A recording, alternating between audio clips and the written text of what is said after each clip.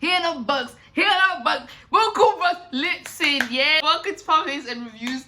If you haven't already figured it out, today I'm reviewing Nasty C's Zulu Man with Some Power. It dropped on the 28th of August, 2020. That's like last week Sunday. And I think people have had sort of time now to like sit down, really like listen to it, you know, and really decide what your opinion was, because I definitely think this was a very hyped album.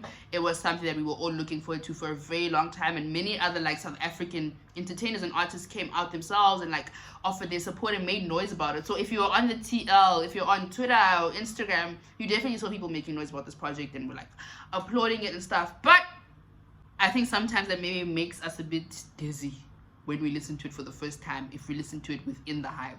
So now that you've had some time, let's really talk about this project, okay? Let's discuss. Nasty C is interesting for me, just looking at the trajectory of his career. I think after Hell Nah,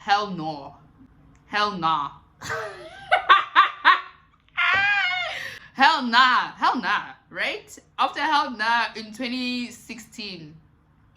And that song made us all say, whoa, stop, who is this? And it was, I remember it was all over the MTV trace and the music video. No, I'm not gonna lie, I literally had such a crush on SDC when Hell No came out, and I was like, oh my gosh, this is amazing. And I was like standing him. And then looking at how like he's maintained that level of celebrity and stardom and just sort of risen as well with it over the years is just phenomenal. It's monumental, and I definitely think it's worth like acknowledging and giving him like kudos for. He's very committed to his craft, and it shows, dude. If you watched, I don't know if you watched the documentary that he released on Apple Music just after, I think, Zulu Man with Power. It's on Apple Music right now, called Origins. You learn a bit more about him. It's really short, but like you learn a bit more about him and his background, and like, yo, how hard this guy worked. And he's a genuine talent. At the end of the day, no matter how I feel about this album, it's really, really, really amazing for me to see that talent be acknowledged at like such a an incredibly large scale, right? However, getting into the album itself and reviewing Zulu Man with Power for Zulu Man with Some Power, I don't know, Chief. I feel like Zulu Man with Some Power is a bit mid. And let me get into why that is. Personally, I was shook when I opened my phone and I'm scrolling. Okay, here's the album. Scrolling again. Scrolling. The list is continuing. It's continuing. 20 songs. Hi, are you Chris Brown? Are you Chris Brown? 20 songs for who? For what was the reason? Listen, if you're gonna give me 20 songs in an album, you better make every single one of those songs worth my while. 20 songs. There were definite throwaways in there, I believe, and I'll get into that just now. But like, I definitely understand how like we as listeners have become accustomed to 7-track albums, 12-track albums, when really like, girl, that's not a real album. Like a real album, songs, you know, there's songs in an album. But not in 2020, girl. You gotta let that shit go. 20 songs, every single one of those songs needs to bang for me, otherwise it's not worth it. Throw it away. I don't know if we needed, I think it's All In with T.I. I don't know if we needed that.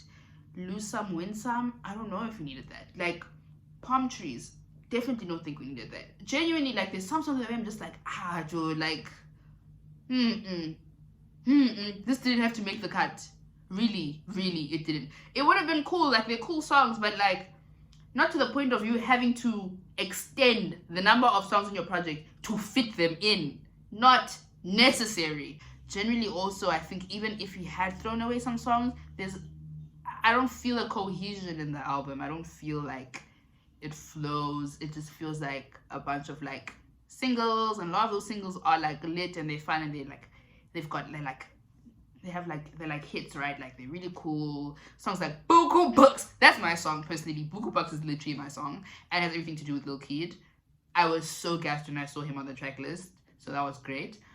So yeah, songs like Buku Bucks, Zone is great, the one with Tillerman is great, of course Black and White with Ari was fire. I love that it was like a bit of a love song. Who else have on a love song than Ari Lennox, right?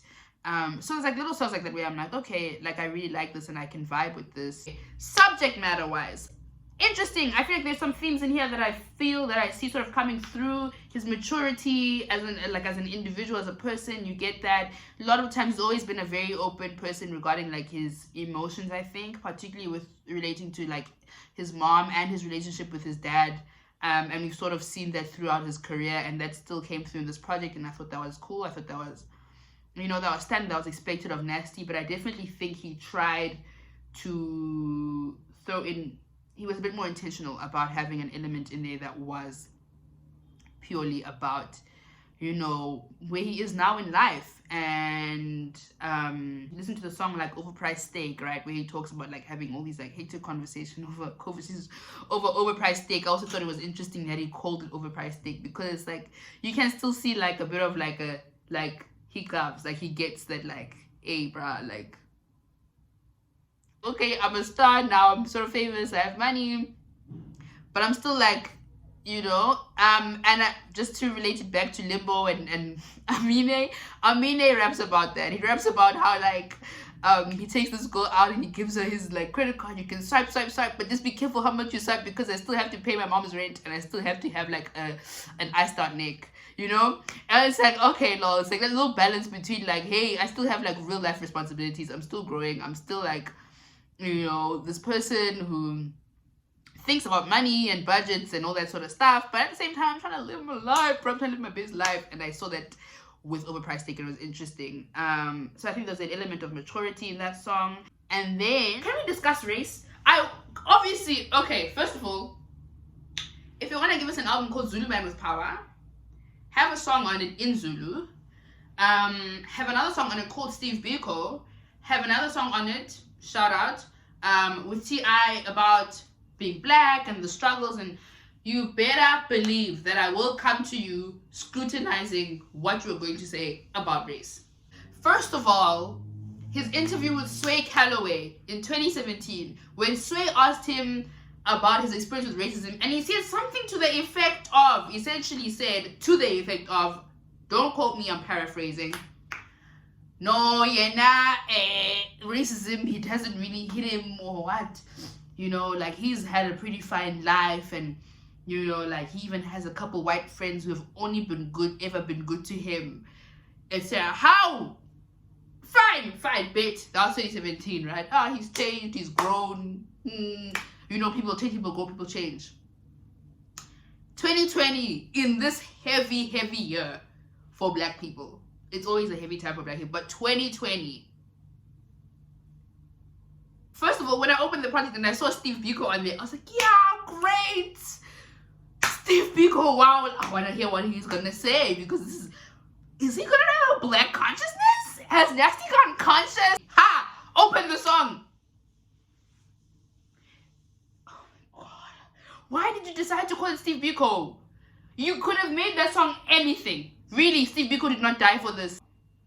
That whole song is a flex song, and it's about girls and how deep their throats are, and just like money, and just like standard like hip-hop tropes. I don't see why you had to name it Steve Biko. Yo, that actually made me angry. That really annoyed me, made me angry, because first of all, I felt hoodwinked. I felt hoodwinked and bamboozled. I felt lied to. Why are you coming here? Oh my god. Guys, if you're not familiar with Steve Biko, this man literally died for the black consciousness movement.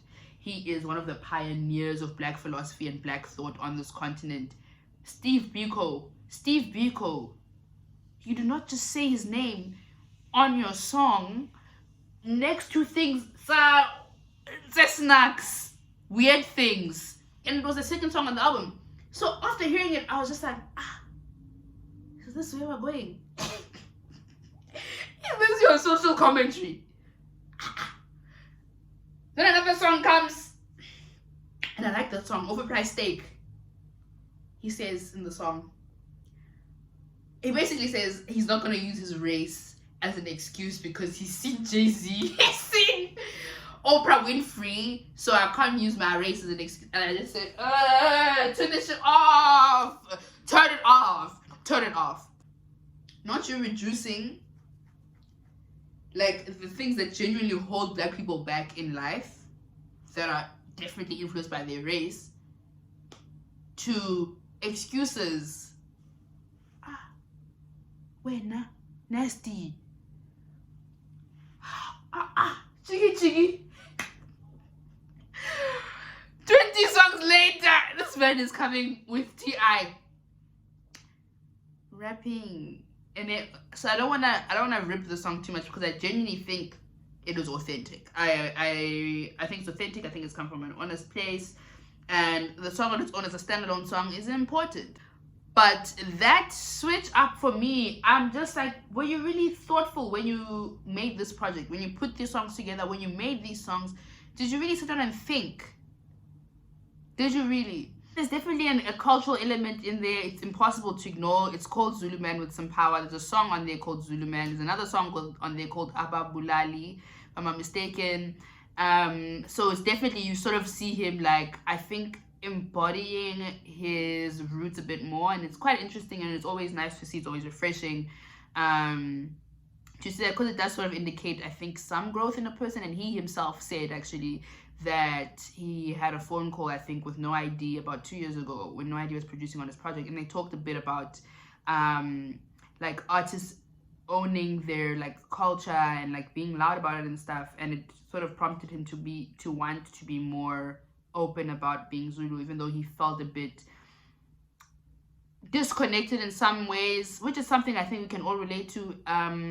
Young black people, particularly on the continent, where you don't feel fully connected to your roots, because, so for him, he said, because like his family didn't like do like the traditional like Zulu ceremonies and stuff, but he's still like, he's not a stranger to it, you know, and he still believes that he can own it and like still pay some sort of homage to it. And I thought that was cool that he did that on this project, and I definitely give him kudos for that. And I can definitely relate in many ways about like, yeah, sort of being a bit out of touch, but like still loving and appreciating your culture and your roots and wanting to own it and embody it more, just as I've grown in life. And I think that's definitely shown in this project, and I like shout out for that, really do give him kudos for that. Then his relationship with Def Jam Records, which I really wanted to get into because I think it's interesting. I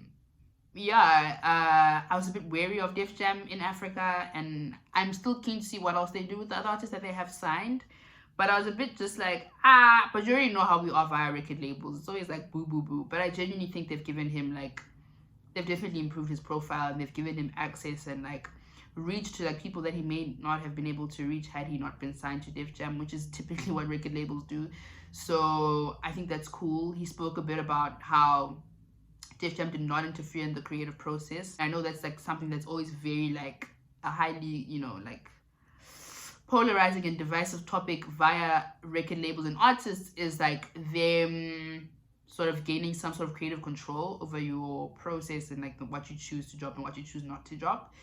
But he made it very clear that they were not interfering like that, and they were very much more like just sort of telling you what you must drop first and that sort of stuff. I don't even know if I can credit Def Jam for the Ari Lennox and T.I. features and Lil Keed and Lil Got It, because maybe Lil Keed and Lil Got It, yeah, I can definitely give them credit for that. But for Ari and for T.I., apparently T.I. reached out to Nasty C long ago, same as Ari Lennox. Like they'd just been seeing his stuff and they were like, oh, I like this, and they like DM'd him and stuff. And of course the T.I. thing is monumental for Nasty C, because T.I. is like his goat. Apparently a T.I. song was the first hip-hop song that he heard that like made it click to him that like, I want to be an artist. And like T.I. has always been sort of his idol. So to have two songs with T.I., even though one of them I don't fuck with, shout out, really. Was this Nasty C's best work? I don't know. I don't think so. I definitely don't think so. For me, if I were to rate it, I would give it a 5. And the only reason I'm giving it this is because it just doesn't feel, it lacks intention in many senses. Like content-wise, the implications of some of your songs and your lyrics, I don't know if you were really thought about that. Like, are you sure? Really? I don't know. To the length, quite disappointing in some regards, but in many regards it was also very cool and like very refreshing to hear, and like lots of proud moments in there. The Ari Lennox song, like I said again, amazing, and I would love to hear it. I can't wait to hear it at Daisy's next year. If they perform it together, that would be fantastic. So yeah, man, I'm still very excited for Nasty C's career. I still am in full support, you know, of him, for him. I don't know, but I still stand him completely, and I think he's a great artist, and I'm very proud of him as one of, you know, our own sons of the soil. But I definitely think there's some growth that still needs to be done there. And Zulu Man with Some Power was a bit mid, so, which is why I gave it a mid score. Drop your scores in the comments. WhatsApp me, no, Twitter me, tweet me, tweet me. IG and other cool stuff. They're all gonna be like in the description and also on the screen here. So do what you gotta do. Bless.